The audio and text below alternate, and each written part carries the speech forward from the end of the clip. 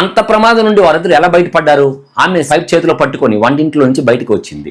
Gas leakage ఆపేందుకు ప్రయత్నించినప్పటికీ ఆ మహిళ భారీ లీకేజ్ను ఆపలేకపోయింది. అంతలోనే ఆ సిలిండర్ నేలపై పడిపోయింది. కొంత సమయం తర్వాత మరో వ్యక్తి సంఘటన స్థలానికి వచ్చాడు. వారిద్దరూ సిలిండర్ దగ్గరికి వచ్చి గ్యాస్ నాబ్ను కంట్రోల్ చేయడానికి ప్రయత్నించారు.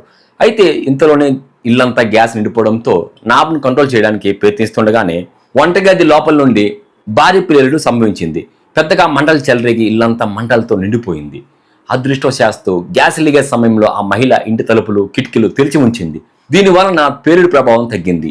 అయితే పేలుడు ప్రభావం తక్కువ కావడంతో అందరూ సేఫ్గా ఉన్నారు. అయితే ప్రమాద సమయంలో ఆ మహిళ సమయస్ఫూర్తి చాకచక్యంగా వ్యవహరించిన తీరుతో పెను ప్రభావం తగ్గింది. ఎప్పుడైనా ఎక్కువగా గ్యాస్ లీకేజ్ అనిపిస్తే వెంటనే తలుపులు కిటికీలు ఓపెన్ చేయండి. ఎటువంటి మంటలు చెలరేగించకండి. జీవితం ఒక జాగ్రత్తతో కాపాడొచ్చు.